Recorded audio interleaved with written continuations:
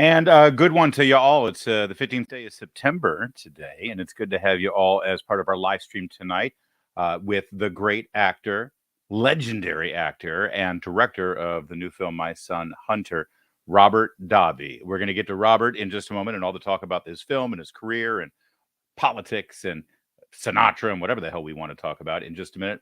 I just want to let you know that next week at this time, we'll have the great, legendary, wonderful Kira Davis joining us. We'll have a nice long conversation with our pal Kira about the growth of her podcast and her run for school board out in Southern California and whatever else is on her crazy little mind. And then, of course, we have Kyle Mills, the author of the Vince Flynn series of books, the Matt Rapp series. His brand new book is coming out, and that'll be a book club book interview that's coming up. I want to say the first week of October. I don't remember all the dates anymore. For God's sake, I'm getting old. Oh, actually, it's the last week, last Thursday in September, the 29th, I believe it is. Buy the book, get the book. You'll be able to read it. And we're going to interview the author, Kyle Mills, who is now writing all the Vince Flynn books the last week of September. That's going to be a blast. But we're going to get going right now. I want to start with a quick look. If you have not seen this film, after this interview and after seeing this trailer, you're going to want to. Here is My Son, Hunter.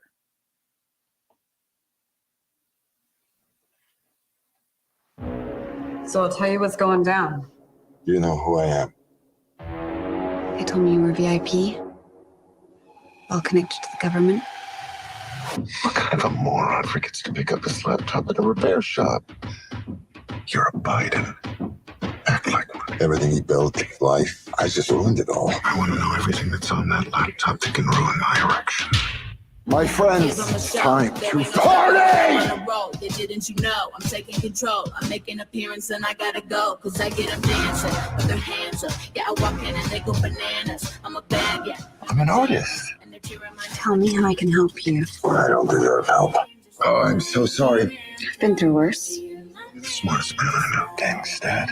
I just wish I could smack some sense into you. I'll never forget Corey Bob. He was a bad dude. No joke. Dad, we were talking about suffering.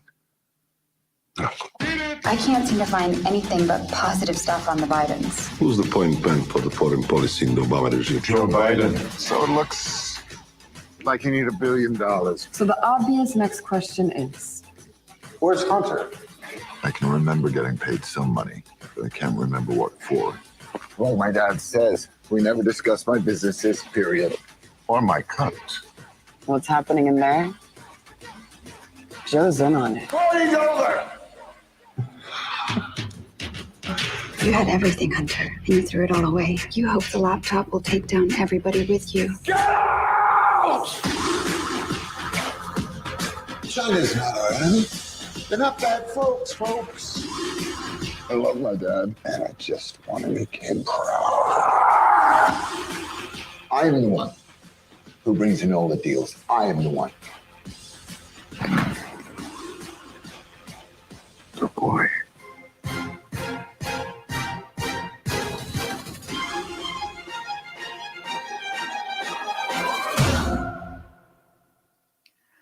I mean, come on. All right, so if you haven't seen it, obviously you know you need to see it. It's mysonhunter.com, and let's bring in the man himself, the director of what I think is one of the most artistic films I've seen in a long time. He is the one and only Robert Dobby. Robert, thanks for joining us on our live stream tonight. Thanks for having me, Larry. It's really a pleasure to be here. I'm sorry. I mean, you're an actor, you're a performer, you're a singer, you're a director, you're a showman, and you're an entertainer, and you've always been about entertaining. But this really is art. I'm sorry. There is something so transcendent about the presentation of this story. You've got to be proud of yourself. I'm very pleased, and I'm pleased with all the actors. Lawrence Fox, who plays Hunter Biden, John James, who plays Joe. You've got Gina Carano playing the Secret Service agent, and the new actress I found in Serbia, Emma Gojevic, who plays Grace Anderson. Yeah, she's who's the 25-year-old left-wing activist who is an exotic dancer. Meets up with Hunter, and then also Franklin Oyodele, who's a Nigerian soccer player, a big star. And so we have a terrific cast among other people. Helena Bebic, great cast of, and I'm very pleased of the picture, and I hope I'm going to be more pleased as this continues to grow. That looks Yeah. good. Pour me a cup, will you? Yeah, I'm sorry. I didn't mean to distract you, but it's been a long That- day. I'm having a little bourbon and No, Coke no, here, that's if you don't that's mind. not a Yeah. distraction. That's an enjoyment. By the way, if you want to pour yourself one, by the way, Well, we're more than welcome here. It's well, a what is party. that? What are you drinking? Because This is bourbon, and it's bourbon and Coke. I just can't do straight bourbon tonight because I got to work tomorrow morning. okay, I had my first Jack. You know who gave me my first Jack Daniels? I know this story. Go ahead. Oh, and I tell it. told you the story. All right, so Yeah. I'm not going to go. No, into it tell again. everybody. Tell Oh no, everybody. no, Sinatra. Frank Sinatra. Yeah, 2:00 in the morning. We were filming my first movie, Contract on Cherry Street, 1977. I won't go into the long story since I told you because it's fun to tell you. And if people want to know more about it, they can get in touch with you and say, "What's the rest of that story?" But he gave me my first Jack Daniels, and it was quite an experience. Who else can say that? I got my first Jack Daniels from Frank Sinatra. Yeah. Come on. And Teresa Gammon, who's in our comment section right now, says, I love your Sinatra tribute album. Thank you, Teresa. I appreciate that. We are later in the conversation. We're going to get into that because you and I actually worked on your live concert production of that, which was a fantastic show. You helped me out with that. I remember that night so vividly. But yeah, so sorry for the bourbon distraction there. No, that's not a distraction. That's like I say. Only Frank didn't use Coke. He used 2 fingers of Jack, the rest water, and 4 ice cubes. And he said to me, "This will get you where you want to go to without getting you hurt." Aggie, there's so much about this movie I want to ask you about and the choices that were made. And by the way, this is a story that is not easy to tell, first of all. In fact, you'll hear professional journalists say, oh, it's so complicated, and the China thing and the Ukraine thing. And this is their excuse, Robert. Sure, I mean, there's a lot there, but it's just such a complicated story. The audience won't stick with it. Boy, did you figure out a way to tell the real nuts and bolts of the corruption here that's uncovered in the New York Post story about the laptop. Tell me about how you went about doing that. Well, first off, the people and Phelim McAleer and Ann McAnally, who do the Unreported Story Society, they did Gosnell, that Lovebird thing, and Brian Godswell wrote the screenplay with them with the help of their research because they're journalists. Yep, they're both Northern Irish, and also you had Peter Schweitzer's book. You had so much information, so the script came to me, and I was looking for something interesting, and this story was boiling over in my blood because of the lack of coverage that the mainstream media and big tech were giving it. As we found out, Zuckerberg buried it recently, right? Yeah. He told you that the FBI did. So I wanted to do something, and then I started to, when I signed on to direct, then I put, what's the vision? How am I going to present this? That's the challenge, that's the fun challenge for me. Yeah. And then I also went to Hunter's book, Beautiful Things, extracted stuff in his own, words, his own emotional life. And then you just get a great DP. I looked for a terrific DP. I told him I wanted to fashion this after American Hustle, the David O. Russell film, or The Wolf of Wall Street, or even, I wanted chiaroscuro lighting. I didn't want they use in independent films, they use a lot of this fluorescent light because they can then color it later on in post, and I just hate the look of that, just me personally. So I like the warm lighting. And I says I wanted to do that. And then the set designing, I helped design the sets. I had a location scout, and then I'm told, and this is all in Serbia, by the way. I noticed that. I'm watching the credits and I'm seeing all these Slavic names. I said, wait a minute, what happened here? Where did they? So I waited till the end to figure out where the location was. Yeah, we shot it in Belgrade. Yeah. And again, so it's cohesive in terms of putting that story together. Yeah, that was the structure was good on that. And I found that exciting about that. And then, of course, you had to tell it with, like I said, that American Hustle was a satire in a certain way. You had to tell it with humor. You had to not demonize the idea of Hunter Biden's drug addiction, because as we've talked about before, the fentanyl pouring into the country. I've had family members that have had addiction problems. I understand. I went to the best people who wrote books about addiction, Terry Kellogg and John Bradshaw, to learn about that, to help my family members. So I understood the underbelly of addiction and didn't want to portray Hunter as that. But yet this has because it has enough quote unquote red meat to feed everybody because it's such a riveting story. Yeah. But to make something that people are going to want to see, that even people somewhere else might want to see, you know what I mean? Yeah.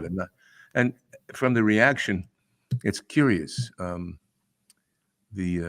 Well, anyway, we can get into that. You must have another question. I do want to get into the reaction and what you've been hearing, but our friend, our stunning ginger listener, Dark Entrees Design, says the trailers made me laugh. Wasn't sure I was supposed to. This is a funny movie, and it's presented in as you said, this audacious, over-the-top, satirical way, breaking the fourth wall and bringing the audience into it immediately. Yes.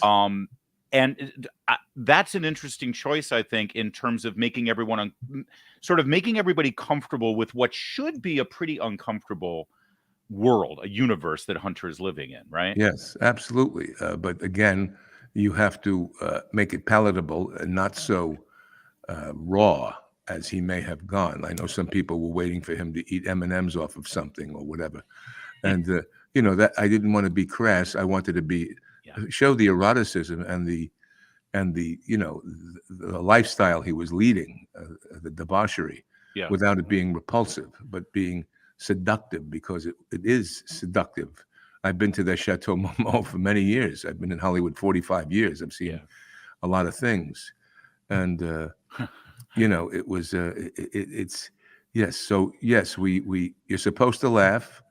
I want you to watch the whole film. You can go to mysonhunter.com, Ginger, and download it. You get a code, and you can enjoy that, and it'll make you feel, it'll make you laugh, and it'll make you should get you upset about what's happening to our politicians. So the other part of the artistic choices that you made here that I wanted to delve into, when you just said it'll make you feel, it does make you feel, but it makes you feel something that I think a lot of people will be somewhat surprised by. And that is that Hunter actually is the sympathetic character here. I mean, he's not a good guy, don't get me wrong. No. But I felt sorry for him. Part of that is the pathos that Lawrence Fox, my God, what a performance.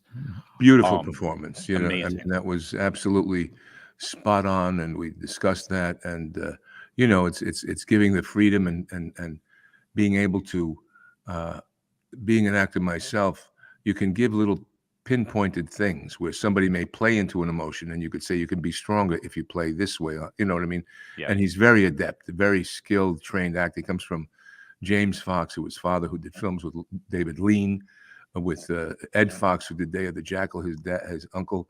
I mean, he's an exquisite actor, beautifully exquisite actor. And I couldn't tell in Hollywood who I would cast. I mean, if you had I don't know who else would have done such a.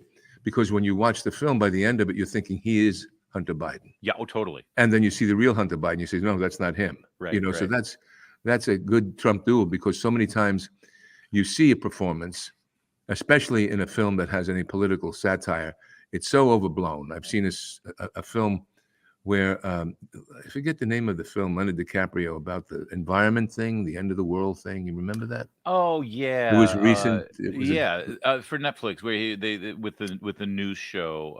Oh God, what was that called? That was Adam McKay, I think, did that. Yes. Good film, very good film. Yeah, well done. But Meryl Streep's performance is repulsive in that. Huh. I mean, she's a great actress, but her performance was repulsive because they were doing a let's beat up Trump kind of vibey president. Right. And it was absolutely, you know what I mean?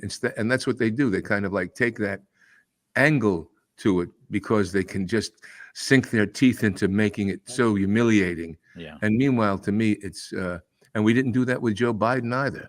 I think it's a disservice to the art form when they do polemic like that in film. And I didn't want to be part of that. I wanted to make a film, yes, made by conservatives, yes, to compete in the Hollywood market, knowing that the Hollywood market will ignore us or will denigrate us in any way they can. Yeah. Well, one other question about, because I don't want to give away too much, because I don't know how many people here have seen the movie, and they really do need to see My Son Hunter. It's at mysonhunter.com. And then I want to get into some of the reaction and Yes. and Hollywood and some And of it's the the some of it's the the things you've alluded to. it's the first film Breitbart has It distributed. is, and we're going to talk about Andrew and where we are at Breitbart right now. In fact, I wanted you to know I called Alex Marlowe after I saw it, or actually after it opened, because I got to see it before it opened, and then when it was officially out, I called Alex Marlowe, who's now the editor in chief of Breitbart, and we had a long conversation about it. It actually got emotional, Robert, just because Yeah. we've been through so much, and seeing this with the Breitbart name on it was that's it. We'll get to that in a minute. Yeah. You're the driving character, the exotic dancer who ends up sort of helping this story evolve. Yes. Grace, you said her name. Grace, The yeah. Her character name is Grace. Kitty as an exotic dancer, and Yeah. Grace Anderson, and she starts the film in a BLM protest, Right. a peaceful protest, Right. Mostly peaceful. There's a moment later in the movie where she starts questioning things and she starts raising things because she's learned all this. She's seen it with her own eyes, the stuff about Hunter, the stuff about President Biden, the stuff about all these things going on. She starts raising it with other people and actually bringing it up. And the immediate reaction is, oh, so you love Trump? Right? I mean, it was so spot on. It was so important to point that out because, and she had to keep insisting that she doesn't like Trump. Yeah. But that's not the point, and it doesn't matter. Yes. I that had to resonate with you as a Of filmmaker, course. given what you've been through politically. Of course. And the other thing that's I think I love about this is the character Tyrone, played by Franklin Ayodele. Mm-hmm. He's the one who helps her when she finds out, happenstance, that she doesn't know who Hunter Biden is in the beginning. She finds out who he is and says, holy shit, my life just got a whole lot more interesting. Yeah. And now she goes to, of course, media to find out about it. And there's nothing on mainstream media. Yeah. So it's this Tyrone character who's the bouncer to protect during the party time that Hunter has, to have people there to just keep it. And he says, you can't go there. You have to go to these alt sites. Right. And she goes, what? White supremacist sites? He goes, yeah, Kitty. I'm the black face of white supremacy. That's a great moment. And it's like, here he is navigating her. And now we find out and we unfold. And then when she starts the intimacy with Hunter, he then gives her more of the story, because it's the night that the laptop was found and the father sends the Secret Service to collect Hunter to find out what the hell is going on here. Yeah. What kind of an idiot leaves a laptop? Okay, which is exactly what he said. Yeah, it's great. And great use of Gina Carano, by the way, as sort of the Secret Service agent, semi-narrator to the screen, and she's perfect in that role. Honestly, my only quibble is the opening scene when Biden is swimming. He's got his bathing suit on. He famously skinny dips. Yes. And the Secret Service, I believe the Secret Service who have to attend to him, they get on the radio and say, Cobra. That's the code word. he did. I had him use Celtic is in the water because that's his Secret Service name. Yeah. But yeah, that was something I invented because I remembered that story. I said, what a way to open it, because then Gina says, this is not a true story, except for all the facts. Except for all the facts. After he gets out of the pool and sniffs her, what I mean? Yes. And, subtly sniffs. Wasn't done, just a little whiff. Yeah, just a little, just listen. A by your leave kind of, hey, who among us that close to Gina Carano wouldn't take a little, just to sneak a sniff? Right? I mean, come on. All right. So, obviously, this was not made within the Hollywood studio system, Robert. It was crowdfunded by 30,000 people out there who wanted to see this story made. Yeah. And it makes it more pure, doesn't it? In a way. Absolutely. Absolutely. I mean, that's direct from the We the People to We the People, from We the People to We the People. Yeah. So take your part in this, in this movement in terms of being able to bypass the narrative that Hollywood so beautifully has captured and indoctrinated our youth. And look, I'm not knocking. I've been part of it for 47 years, and I loved my work and all of it. And some wonderful creative people. Even though we see absolutely opposite on side to side. Yeah. But this is not a partisan thing. Both sides have sold us out. I just read something today about there were 71 Democrats and 100 Republicans who made stock deals. Did you see that yet? Yeah, I did. I saw that story today. Yeah. Stock deals. And they made exorbitant amounts of money. Now, look, it happens all over the place. Somebody gets a horse tip, a stock tip, or this tip, or that tip, whatever it is. Yeah. But these are our elected officials that are supposed to be watching the store for us.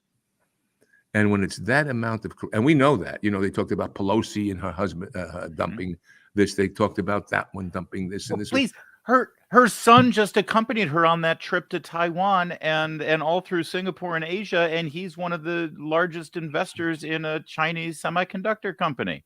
And she claims he was there as her escort. Give me a fucking break. I mean, this is like Hunter. This is like it's Hunter exactly with his father Hunter in China.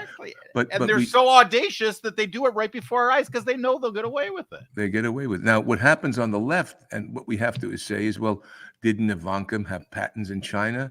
Didn't Jared Kushner make deals with Saudi Arabia? And then I say, yeah, but they brokered a peace with Israel that's never been happened. Right. There was a peace that happened. I mean, we can't be hypocritical on the thing, but it's a totally different argument. It's a totally different. It is. The Kushner family has been wealthy and have been doing deals. Exactly. The Saudis do deals with everyone. Exactly. So it's not like, the American people knew when they were hiring a businessman to be the president of the United States that he had pre-existing business relationships all around the world. That was pretty much baked in the cake here. And the American people went ahead and did it anyway because we wanted him for other reasons. Absolutely. The fact that he has family members who are still conducting business is not a surprise to anyone. Nancy Pelosi, Robert Dobby, is a lifelong public servant. As is Joe Biden. It's been for the children, Robert, for the children. Well, what's for the children? What's amazing to me now, too, Larry, is we have this, Abbott sending people, illegal immigrants, to cities. Yeah. And now, well, this morning to Kamala Harris's front door, literally to the vice president's residence, 2 days after she assured Chuck Todd that the border is secure. It was a beautiful thing. And here's what they're doing now. MAGAs aren't Christian. They're using the illegals and they're not Christian. Saw that. MAGAs aren't. I've heard this now so many times. I'm seeing this. Are you not? Are you seeing the same thing? Mm-hmm. And then my answer to all of them, and I tweeted tonight, I says, what about the babies being ripped from mothers? Thank you. We want to throw Christian back in everybody's face. We can't just be Christian to illegal immigrants. We're trying to protect the country, protect the borders, protect the unborn.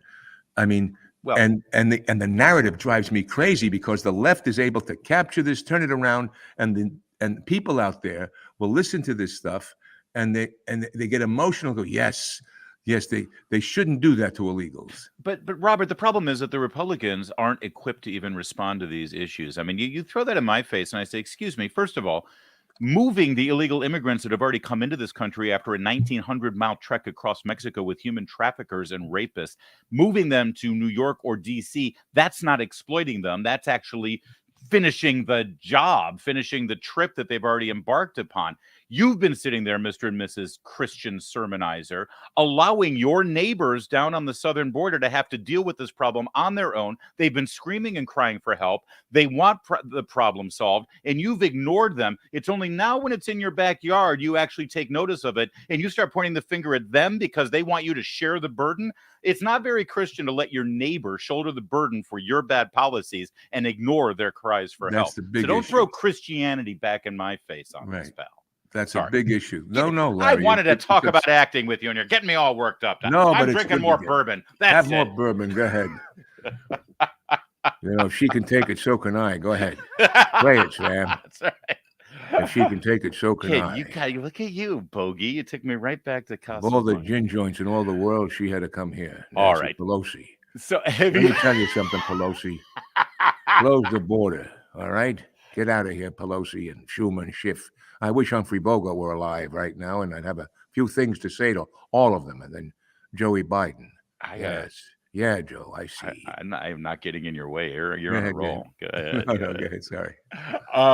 Have you heard from any of your colleagues about the movie, by the way? Even off the Yes. record. You don't have to name names. You can just, Yes, So what- yes, quite a few that really enjoyed it and liked Yeah. it a lot.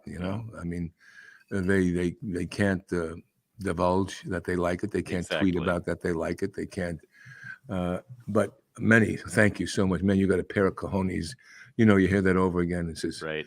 blah blah blah, and Boy, some that's people, ignore that it that it's existing. Are you prepared for the IRS audit? Just curious. I hope to God. I mean, I don't believe me. It's no. It's a frightening experience. Oh, please look up. They went after the pillow guy, for God's sake. In this day and age, to have Oh. that kind of fear, in America because you speak out or think differently. And this is something I think should be brought up to SAG, because they call there's diversity classes now for 6 hours. Oh, I know. I get the emails all the time from SAG-AFTRA about this. It's horseshit. Diversity. All right, great. Fun. I love diversity. No, it's only what kind of diversity? But I'm saying, what about diversity of thought? How about conservatives that are being shunned Diversity and of opinion. blacklisted? Yeah. And you can't, we can't have a difference of opinion. Now, I've been in entertainment my whole life. I have no problem with LGBTQ. I have no problem with someone's sexuality, how they do anything. But I don't want to talk to my 3-year-old daughter. I don't want them to do a strip dance in front of my daughter at 3 years old right now, or in third grade. Let them come to that on their own. I've been in many circumstances over the years, and never had any phobia of any kind. And the idea of painting people that think differently, and this is what the left does. They paint us as these fascists, and they want to paint you as, and it's just a finger pointing game, and it's unfortunate, and it should stop. And we have weak leadership in the GOP that doesn't sanction those or call censoring on that stuff. That's right. Because it's absolutely destructive to the unity of our nation, and they let it go on too long. And Pelosi La Diva is a genius at it, and the rest of them, the extreme left, which even the left doesn't like, but they're locked into it. This brings me back to Sinatra, if I can transition, because I want to talk about the industry and about the culture in our country. But Sinatra's a perfect example. He famously supported JFK in the 1960 election and loved Kennedy and was part of the whole Camelot scene. And he also supported Ronald Reagan 20 years later in 1980, and he was a mainstay in the Reagan White House. And he supported Nixon. So there was a time where actors were allowed to have a diversity of opinion.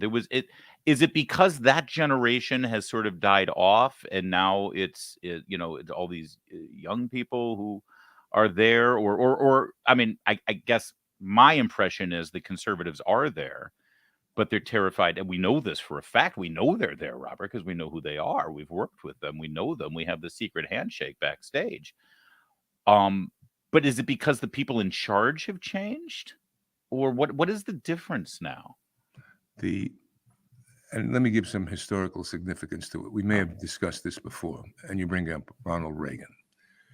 Now, Ronald Reagan was a bleeding heart liberal in the early 1940s. In the Roosevelt era, yeah. Admits it himself. Mm-hmm. And he then was involved. He got involved with unions and politics and SAG. And there was a meeting at Ida Lupino's house, who was a huge actress, the woman in film, 1946, of the Communist Party, let's say, of Hollywood. Mm-hmm. And people hate when you bring up, the Communist Party. You got to stop bringing up the Communist Party. Don't bring up the Communist Party. Well, it's historically significant. It's what it was. Yeah. And the actor William Holden told Reagan about this meeting. Reagan wanted to get up and speak to the group of Hollywood elites, and they shouted him down. And one actor stood up, a guy named John Garfield, a great actor. He was part of the group theater, and he was the first guy that, before De Niro, before James Dean, before Brando, it was John Garfield. You had Paul Muni, John Garfield, great actors. So he gets up and he says he should speak. We should hear what he has to say. He has a right to speak. And Reagan speaks, and years later, the actor from The Godfather who punches Al Pacino, Sterling Hayden, the captain, the police captain, Mm-hmm. called Ronald Reagan a one-man wrecking crew of the Communist Party in Hollywood. Huh. Now, it was rampant then, and there were so many idealists, and they had the blacklisting and the House Un-American Activities, and you had McCarthy, all separate issues, all convoluted in some way, and made many stories about it. Hollywood has. Which, if I can interject real fast, people need to know on the record, Reagan opposed the House Un-American Affairs Committee, and it was absolutely true to his small government ideals. He opposed. He knew there were communists in Hollywood, but he opposed the federal government sticking their nose in it. They said, "No, we got this. Let us police ourselves. We'll take care of ourselves." So I just wanted to jump in there because I remembered that about him. Of Reagan. Yeah. So now you have the incremental infiltration of the arts, of education, of politics, because the Venona Project, as you know, Daniel Patrick Moynihan made the Venona Project public in 1996, and people that were fingered as subversives and communists and traitors in our government in that era turned out to be true. They were on the KGB payroll. The documentation is right there. Absolutely. Like Lutsenko was on the FBI payroll. That's exactly. You know what I mean? But I mean, it's everything just, old is new again. And you think about John Brennan. Wasn't he in the Communist Party at one time? He voted for the communist candidate for president in 1980 between Reagan and Carter. Yes, he did. And then he was Obama's pick for CIA director. So think about that. Think about the undercover of and if there's one guy that's that powerful, CIA guy, how many bureaucrats had been planted over the years? And then you have to go back to Bill Ayers and the Weather Underground, which is a big story, because Bill Ayers and the Weather Underground, their whole constitution said to take a white fighting force, combine that with the Black liberation movement to bring down American imperialism, colonialism, and institute world communism. That was their constitution. Bill Ayers raised Chesa Boudin, the DA in San Francisco, who's soft on crime. These guys influenced the education. They went into from blowing up precincts. When they got out of prison, they went into the schools. They went into the schools. So now you have an educational system that has been incrementally. And, you know, you had the 60s, the peace guys and everything else.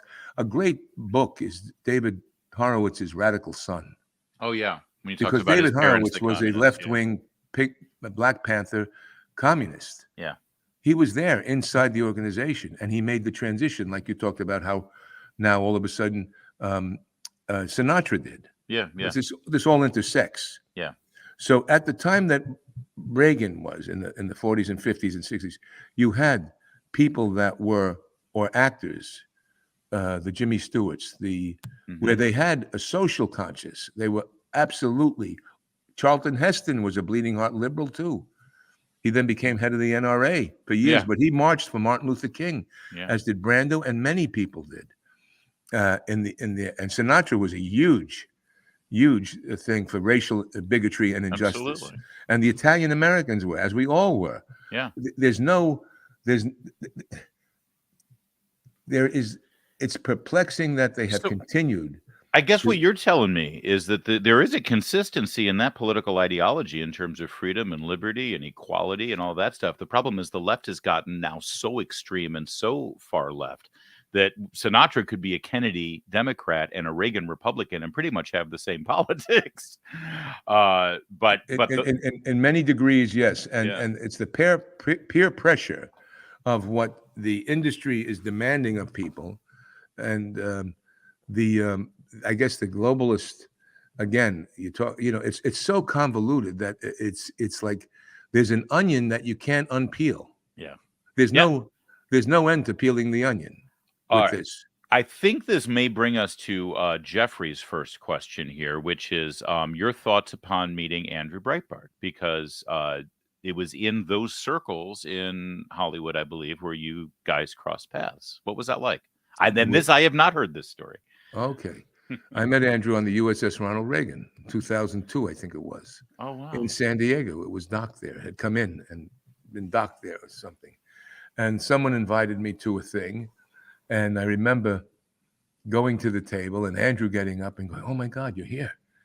He goes, "Hi," and you know how enthusiastic he was, like a force of nature when he saw someone that he liked, and then found out that they were maybe conservative or a different, and we latched onto each other and became fast friends, and then we would talk and we would meet and we would discuss, and he told me when that the Huffington Post and he was with Drudge Report and I was very active with David Horowitz's The Wednesday Morning Club.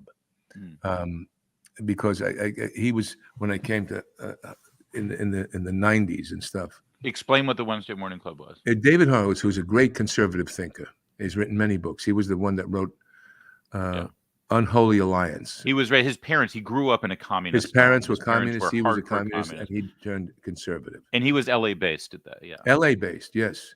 And he had a group called the Wednesday Morning, and he would have what everyone does today in terms of, because it was before Fox News and stuff like that, and before many shows that do this, they'll get the conservative writers. I introduced Victor David Hansen on a David Horowitz, Joe Scarborough when he was a Republican.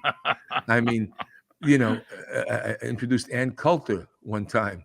I mean, there were so many people, and David wanted me to, and I learned quite a bit from that and his book, Unholy Alliance, like I said, and the other books he's written, one in particular called The Art of Political War, because he knew the tools of the left. And he was so now. Now you're back. You're on the aircraft carrier with Andrew. So Andrew knew, I think, me from there as well. Okay. And then he told me about, hey, I want to do something that's going to be able to give, where you can have a voice, where people like you can have a voice and feel protected and feel like you have cover in a certain way, because he knows everyone had a whisper. It wasn't like it was back in the day when Johnny Carson was on The Tonight Show. Yeah. Johnny Carson could have someone on that was ideologically different than he, and they were able to discuss without it being a razor blade fest. Yeah. And so he explained this to me, and then lo and behold, he did create it. Big Hollywood. And then I started to write for it, and then there was another organization that was there, and we were all convening to try to gain some kind of cohesive expression, because we couldn't talk on sets. We couldn't, people were afraid of talking on sets or saying something different because they knew the ramifications of everything. You could talk with the crew, but you couldn't talk with the above the line people. The IA guys, IATSE guys were the only ones. And then suddenly it's the new blacklist. It's funny how this story started with Reagan and the communists and the House Un-American Affairs Committee and decrying the blacklist and censorship of Hollywood in the 40s and 50s, and now it's on steroids. It's on steroids, and it's what the movies they've done about the blacklist, the hypocrisy of, and I've appealed to Norman Lear and some of the other major figures in Hollywood to say, you've got to have diversity of thought. You can't just paint people into a corner because they're articulate and feel differently about every single, there's a commonality. Like I have a common ground with, I've always been an environmental guy. I wrote a script in 1980 called Patriotic Discretion. I then went to the Amazon rainforest in 1990 and did a movie called Amazon with one of the biggest Finnish film directors in the world, winning the Cannes Golden thing at Cannes and all kinds of stuff. The Kaurismäki brothers. I did concerts for Prince Albert. I was with Rob for his Oceans thing in Monaco. Robert Kennedy. So I've been an environmental guy, understanding that. Yeah. Whether it's man-made or whether it's cyclical. I'm not going to get into that issue. Something is happening. That's not the point. Of course, we all want to protect our environment. Totally. But the new study just came out that we had 2 years of lockdowns, 3 years of lockdowns, factories closing, this happening, not many people driving cars, and CO2 and carbon dioxide emissions have gone up. Yeah. Did you see that one? Yes, exactly. They've gone up. It was all the cow farts, man. It was all the cow farts. Well, yeah. Well, they're going to. Well, doesn't that Gates want to do that? He wants to start just. It'll be something else. All right. So now you've brought up your films and some acting. So let's delve into that a little bit. you're one of the most recognizable actors in Hollywood. You just use a distinctive look, and you have been in these movies where it's like, even if people can't pinpoint, it's like, oh my God, I see you in everything. But when they think they know me sometimes. yeah, of course, yeah. It'll get, and then some will absolutely know me. When they figure it out, I'm curious: is it Goonies? Is it License to Kill? Is it Die Hard? Right, Die Hard. What is it that's like? Oh, that's it. You know what? It's all over the place. Is it? Tons of Goonies, tons of James Bond, tons of Die Hard, tons of them. Showgirls, Stargate Atlantis, Profiler, Maniac Cop. I mean, It's all over the place. Don't forget, for 47 years, I've been in something. I did all the best TV shows of its era. They've seen my face flicker across somewhere, and then also on the news and this and that. And I played characters. I haven't played, I whether it's a Colombian drug lord or a Palestinian, or it was a Merlin, a Welsh Merlin, whatever it was. So, they've seen me somewhere. When you came on the screen in Expendables, I did the biggest smile of it. You must have had a blast working on that film. Oh yeah, that was fun. What a with Mel party. and Sly. Oh my God. It was, and all the guys. Yeah. Was it different when you did the Bond movie? I've heard this before from other actors, and it's a machine, right? I mean, the producers and the whole Bond world, even though they switch actors and they switch directors, you tell me, was it a different experience? It's a family. At least the one I did, License to Kill, was the last one all the originals were involved with. Meaning, starting at the head, Cubby Broccoli and his wife Dana. Yeah, the Broccoli's forever. That's this legendary. Cubby and Dana. The Cubby, Albert R. Broccoli, who always saw in the Bond. Mm-hmm. Albert R. Broccoli presents, and then it was a thing. Right, just as the song begins. Right, and I always saw that as a kid. And then I found out he was from Astoria, Queens, where I was born, and grew up in Sag Harbor on Long Island. Really? And I met his daughter at Cafe Roma in Beverly Hills. Did you ever learn how he had the genius instinct to get the film rights to License to Kill? Yes, him and Harry Saltzman had it. And then they had a thing, and Cubby bought him out on it. And he just, and Cubby was making movies in England, doing, in the 50s. He had a cousin who was one of the top agents in the 1930s, the 1940s. Cubby was very, and then so Richard Maybaum had written all the Bond films, even the one I did, and even the other productions. So it was like a big family. Okay, yeah. And it was so supportive and so wonderful, and even the PR machine, Sal Cooper, that they had him for 40 years. I mean, well, and that movie was what, 91? 90. Okay, so that's almost 30 years into the franchise, and it's still the same crew. That's at that point, yes, incredible. Now it's, people have gotten older, they've passed on. Course, now you have Michael Wilson, who's Cubby's stepson from Dana, and Barbara Broccoli, his daughter, who main her name's still on it. Yeah. And then different writers, and you had John Glenn, who had directed 7 of them or so, who was a terrific director, who directed Roger Moore through his, and so you had, and then of course Desmond Llewellyn, and the cast of characters that maybe had shown up periodically on a Bond film. Yeah, was that iguana a pain in the ass on the set? The iguana took to me. Yeah, is that right? better than the kids in Goonies. Yes, much better. The iguana took to me. It didn't like Talisa Soto for some reason. And there was a scene when I talked to the iguana. It's in the film, a little bit of it. But all of a sudden, the iguana, like, it just on cue almost, comes, he's on my shoulder, and she comes by, and then she leaves. And then the iguana goes like this. And right to my ear. He doesn't take. Right to my ear. And he's like whispering in my ear. And I just said, really, don't trust her, huh? I shouldn't trust her. Why is that? Okay, and I mean, and there's a funny story. John Glenn is the director. Great sense of humor. Loves animals and pictures. All his films have animals, the Bond films. And I'm doing a scene, and I know I'm doing well. You know when you're doing well as an actor. And he's behind the camera, and the iguana is there. And I can barely hear John Glenn going, "Isn't it fantastic? Look at that. Look what he does with his eyes. He's incredible. Look at this. He's just Wait, while it's rolling, while you're doing this? yes. He goes, it's just incredible. Look at this, how he can do this. It's just, he does more with one look than I've seen. It's just beautiful. Get a little tighter on that. Get a little tighter. Get in tighter on his eyes. Come on, Alex. That's it. Move in even more closer." And he goes, "Cut. Beautiful. That was unbelievable work. Thank you so much. I can't believe it." And he goes over to the iguana. "You are so wonderful." And he tells the iguana, "You're one of the most incredible actors I've ever worked with." And I said to John, I go, "All right."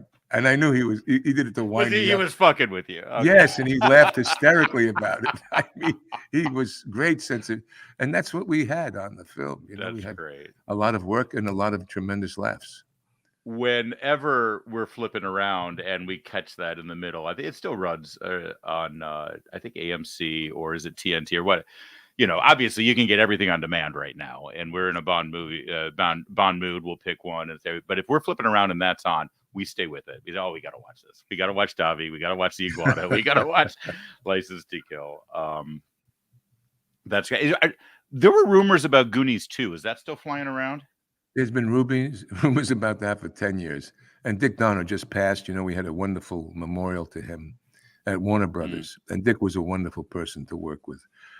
Ha, ha, ha, ha. He would laugh behind the camera. They had to cut out his laughter because that's how he was just so full of life. That's Dick great. Donner was just a wonderful person. And Goonies was That's a great right. time. Real fast. That's rare, because oftentimes directors they like force themselves not to give you anything, right? You don't know what the fuck if you're getting anything from a director sometimes. Yeah. Even if they love what you're doing, they're not going to Yeah. let you know, right? Yeah. And Dick would just burst out. And they had to really take the laughter out a lot of times That's on great. certain things. And but he's just and I'm sure he was smart to encourage everyone to do that and to feel good. He was a wonderful, marvelous person, Dick Donner. He was like old Hollywood in terms of if you had a difference of opinion, he didn't let that get in the way of you being a person or a human being or a friend, whatever. Funny. What an odd concept that is. It's almost like there's a word for that. Oh, humanity. That's what it is. Yeah. Being a human. I'd get to the singing. I mean, not everybody who's watching and listening right now knows sort of your history with Sinatra and music. You've released it's funny, people mistakenly think that you're doing a Sinatra impersonation, and it's nothing close to it. You're not impersonating him at all. You are doing exactly what he would do with those great songs and those great arrangements. You are interpreting them from the heart, but you and he have so much commonality that you evoke the same sort of life story in the phrasing of those songs, I think, without actually sounding like him. Does that make sense? No, it's all this. I mean, look at, he's half Sicilian, half Genoese, comes from immigrant parents. I'm half Sicilian, half Napolitan. Not that matters. Better pizza. I studied opera as a young boy, won innumerable awards for singing in school. He studied opera. He loved opera, classical music. Now, his hero was Bing Crosby. Sinatra didn't write the songs. They're the Great American Songbook. It comes from the black jazz and jump blues artists and the people here since the Revolutionary War, and the large portion from the sons and daughters of Jewish immigrants. You've heard me talk about this before. And it's the Shakespeare of America. So, but he was a great interpreter of it. And he was a tremendous student of it and a great actor as well. He was a terrific actor, as Dean Martin was, quite frankly. But the più timbrato, which means the shine of the voice of Sinatra, was different than Dean Martin's. I have that same, what they call a più timbrato.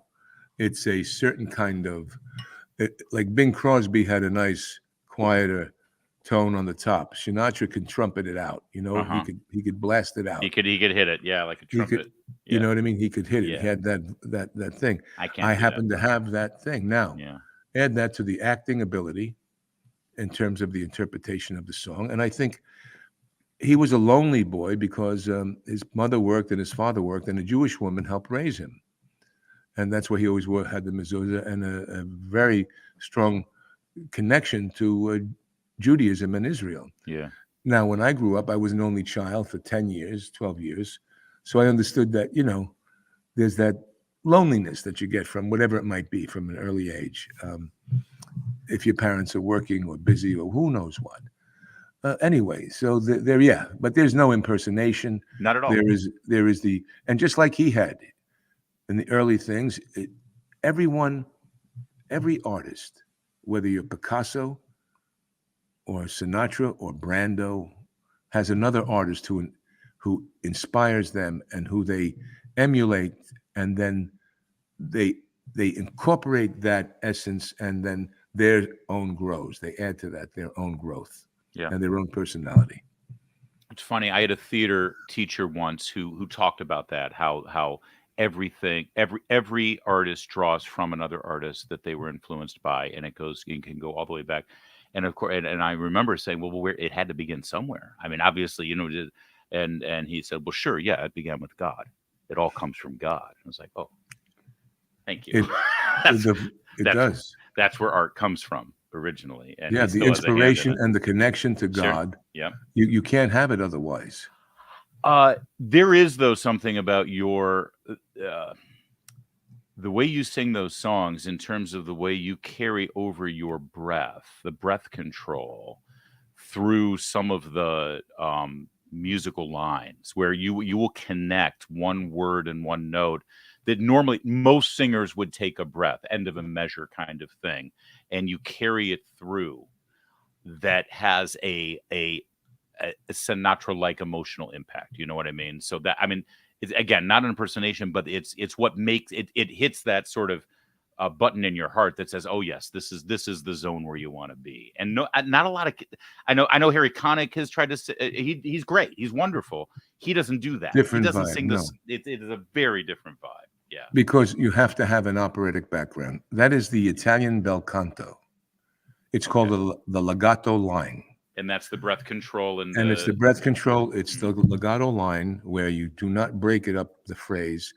You continue the phrase, and you do that through your throat muscles, through the breathing exercises. I swim underwater. Yeah. Sinatra swim underwater. That to train the muscle and Tito the diaphragm. Gobi, Franco Corelli. Yes, for the intercostal muscles of the chest and being able to capture that breath, and then also the control, because you swim underwater is not enough, but you have to expel the breath.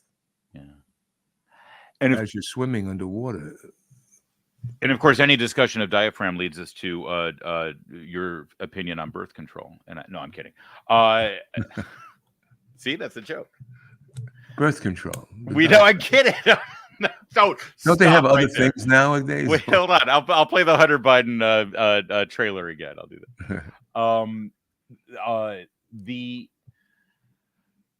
that.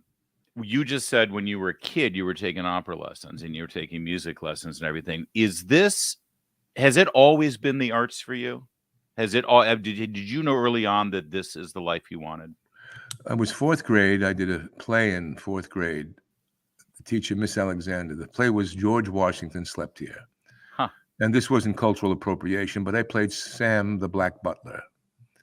And I had to say, I wasn't in blackface. I was going to say that this is the picture that will ruin your career, Tommy. No, there was no blackface. It was just, I just grayed my hair, but he was... Unlike Jimmy Kimmel, by the way. No, not like that. Yeah. And I just was saying, oh, Missy, I never know such thing. I prayed for the whole Lord.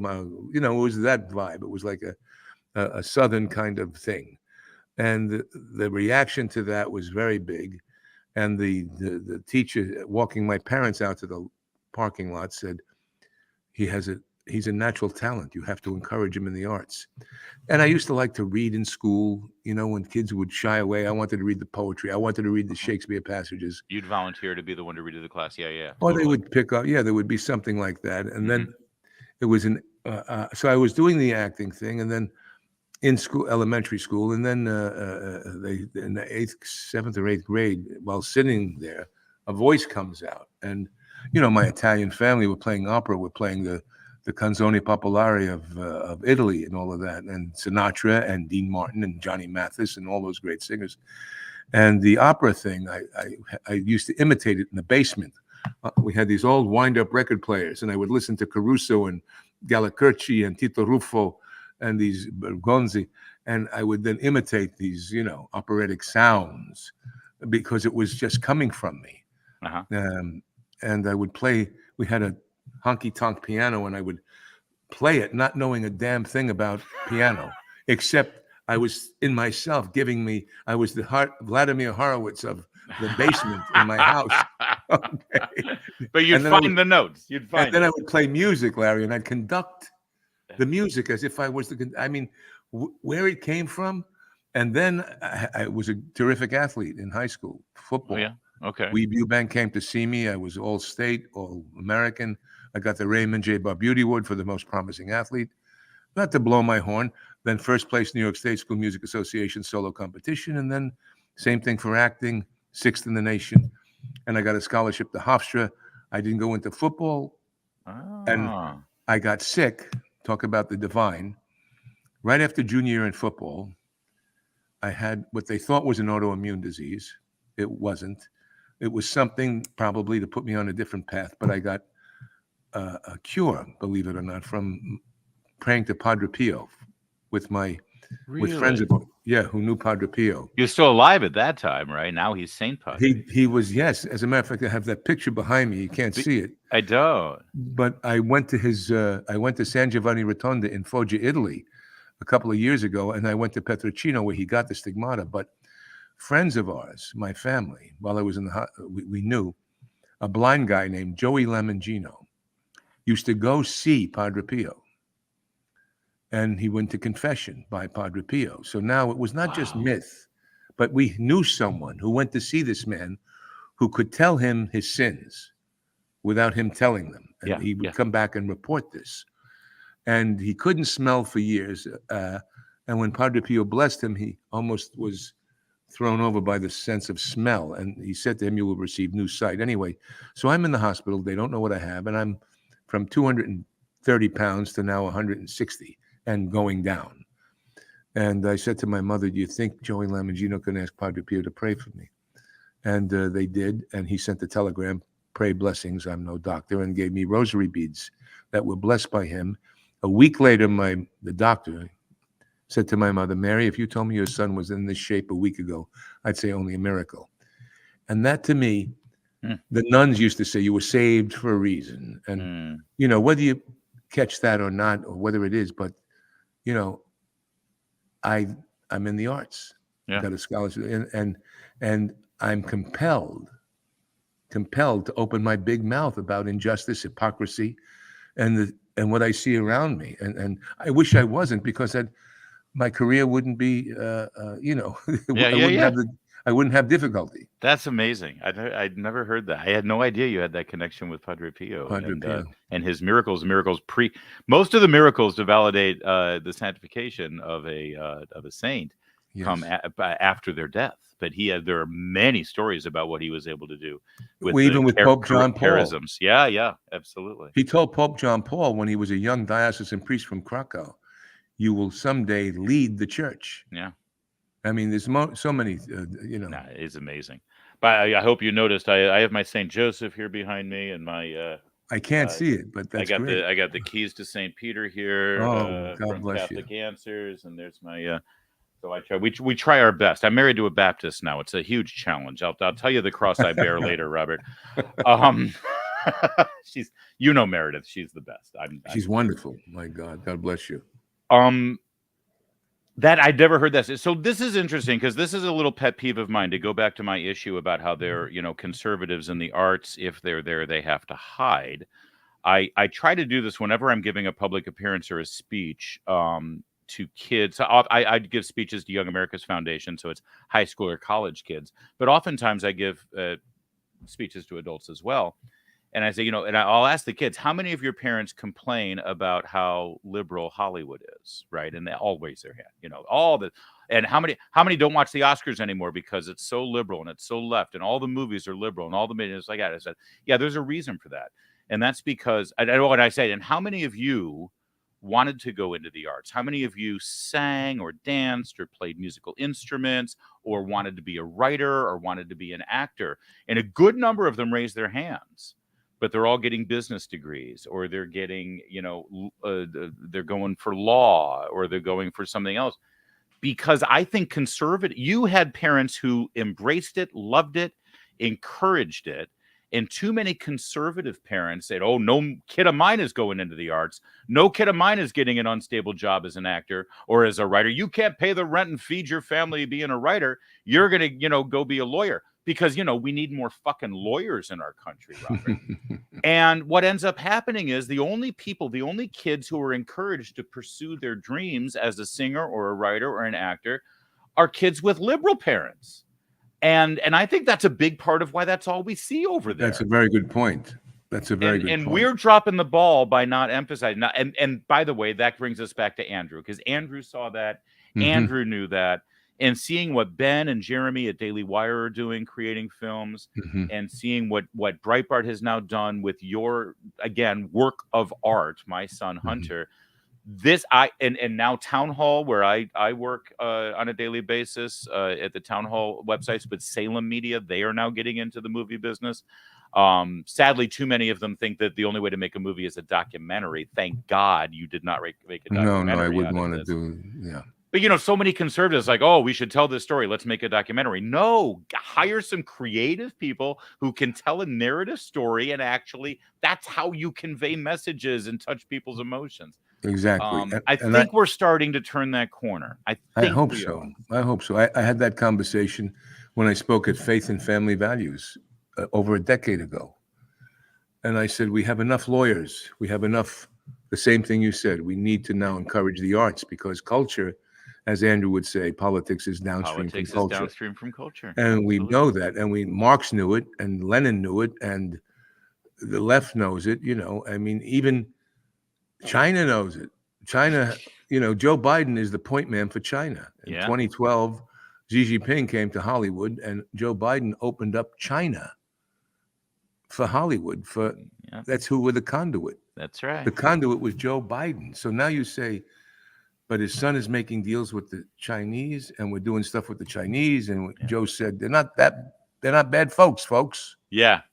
I mean, great scene in that movie, by the way. It got beautiful editing of that speech versus what was going on in the narrative. Beautiful. Yeah. I mean, it just is. And so when do people that are in the middle or the middle left or a little more to the left, when are they able to then say, wait a second, we have a country where the inner cities are being devastated by crime? I've seen on, unless they're staged, I see these young kids fighting and killing and punching and throwing into into bathroom stalls at school and cold cocking other people walking in the stores they're ripping off. I talked about this 4 years ago when one of the police officers in Los Angeles said, shoplifters, I says, aren't you allowed to stop them? He goes, no, we're not allowed to stop them. We're told to let them take anything. They could take anything they want up to $1,000. How crazy is this? Yeah. It's almost by design. All right, I've taken you over an hour now. We like to do long form interviews here, Robert, because we have so much fun with our friends. It's great, and you're a terrific. You understand the culture, and you approach it from not just politics, but the culture. And so many in the business or in the political arena aren't addressing the cultural aspect of it. You know what I mean? And you have to do both. It's what's again, you have to do both. I'll never forget when the issue of same-sex marriage was up at one point. I don't know. It was may have been 2008, 2009. I remember talking to Andrew about it, and he goes, the same-sex marriage is done. It's done. It's all over. And I said, what are you talking about? He goes, Will and Grace. Will and Grace ended that debate. As soon as Will and Grace was in everybody's living room and was a top 10 show, and everybody saw, these relationships on the screen, the debate was over. It has nothing. Washington will catch up, but it's already done because of Hollywood. It's like, wow, you're right. You're right. And it's also done because, there's an underbelly to life. I've been in entertainment, like I said. I've seen the same-sex marriages. I've seen the relationships Yeah. before they were able to say, "Hey, here we are." Yeah. Of course. Now, again, I have to say, is it a lifestyle I would adapt? No. Is it a lifestyle I'm condemning? No. I have no right to condemn anything. And if we can meet in some way, because then we have the high road to say, how can you do that to a conservative? Mm-hmm. If Yeah. you know what I mean? I Yeah. understand your lifestyle, but then don't condemn. It's like the thing about, the immigrant argument, the illegal immigrant argument. They're saying it's not Christian, but yet we can rip babies Right. from the womb. Right. Our stunning Ginger, once again, Dark Yes. Entries Design. She says that she is in the arts, and she has a bit. She's an interior designer. Raven is, and she says her parents were supportive. So there are, and I shouldn't paint with a broad brush, but there are a lot of parents, I assure you, who are not as supportive as they should be for the arts. I've tried to make it a big part of my I didn't think narrative. you meant it as Not a sweeping. dogma. Yes. It wasn't dogma, but it's most parents will say, "Why would you want to do that?" I've heard that That's over right. and over again. All right, Robert. Well, listen, what I got to ask you, because you obviously you have a long and storied acting career, and now this, I think, is a hell of a reel you've got now as a director with this movie. What did you like better? Well, I love them both. I directed a film called The Dukes. I don't know if you saw that one. With myself and Chaz Palminteri and Peter Bogdanovich, that thing. And I'm proud of that film. That was my first film. I co-wrote it and directed it. And I feel like I did see that on cable. About the doo-wop group that pulled the heist of Dental Gold. We were, me and Chaz were two cousins that were on top of the world in the 1960s, cut to current day. And we're working in our aunt's restaurant, deciding how to survive life. Yeah. And Chaz loses his tooth. And now has a whistle when he talks, and he can't smile anymore for the girl. And we go to the dentist, and we wind up, and Peter Bogdanovich pays our manager, getting us jobs dressed as tomatoes, and it's very funny. Rolling Stone raved about it. Variety raved about it. You know what? I have not seen this, but I'm looking at it now, and I remember this movie when it came around. But I'll catch it. We were in the Rome Film Festival with, and this is a contention I have, Larry. I'll tell you something. Yeah. It was in the Rome Film Festival with Robert Redford, Sidney Lumet, Gavin Hood, Julie Traynor, Tom Cruise. This little film, just like this little film, and it went. And then in the Monte Carlo Festival of Comedy, it won 2 major awards given to me by Ettore Scola and Mario Monticelli and Claude Zidi, the biggest directors of Italy and legendary guys at Scola and of Cannes and also of France. Yeah. And then in the Alpe d'Huez comedy. So it's funny because I say to the press people, you have to preface me a little bit.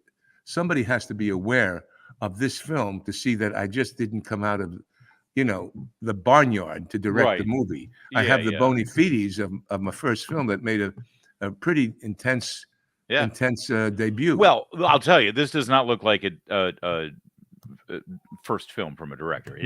Clearly it isn't. Clearly it isn't.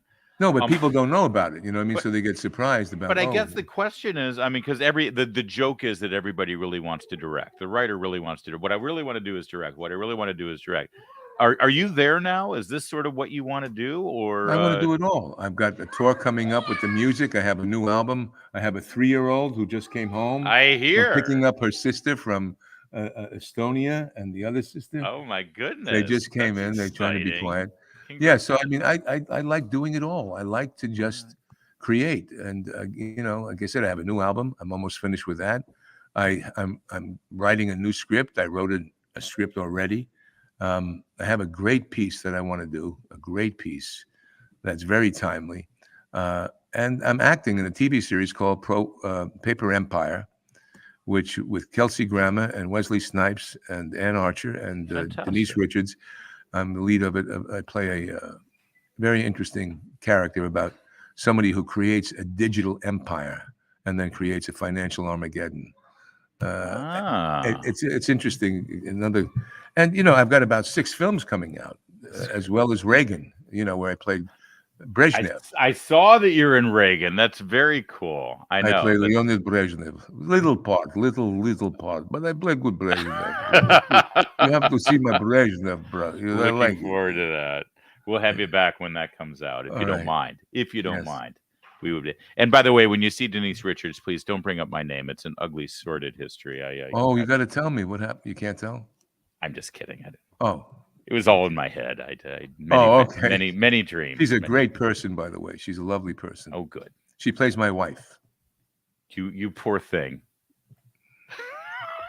And why do you always get the gorgeous wives in these movies? I know. Look at this mug. What the hell? Look at this mug. Unbelievable. See, that's the beauty of Hollywood. Robert Dobby, my friend, it's great talking with you. And I'm honestly, I hope you can tell I'm smiling this whole time because I love I love being able to say that I'm your friend and that we've worked together in the past. And putting that show together was a big thing for me. And I love the fact that this movie, and I'm not going to lie, sometimes when conservatives put together a movie and say it's like okay, it's good. This was a great movie, and I was so happy to see it. And I watched it with a couple of friends of mine who were not in the business and not in entertainment. They were fucking blown away. I'm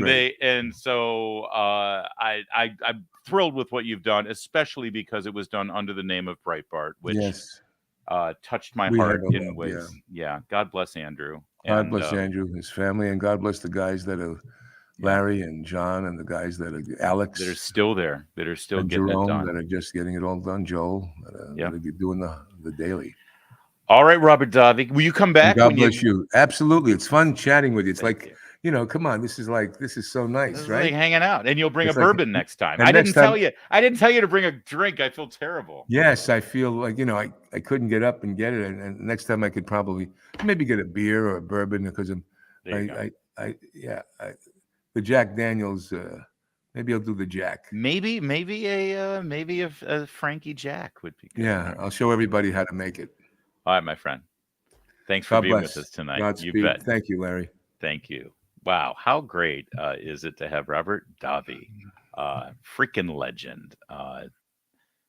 And truly, I mean, I hope you recognized how genuinely I love talking to him and talking about the arts and talking about entertainment and talking about the great film, My Son Hunter. And if you have not seen it yet, you need to get off your ass and see My Son Hunter, not just because it's a great movie, not because it's a story that needs to be told, but frankly, most importantly, because the more people see it and the more people give support to an independent project like this that was done outside of the totalitarian left in Hollywood and support Breitbart, then the more of these projects will get done. And the more people like us, right of center, who are love the arts and love the culture and love film and love storytelling, will be able to continue practicing our craft and working and being able to have a living and be able to feed our children and be able to do what we love and tell the stories that people want to hear.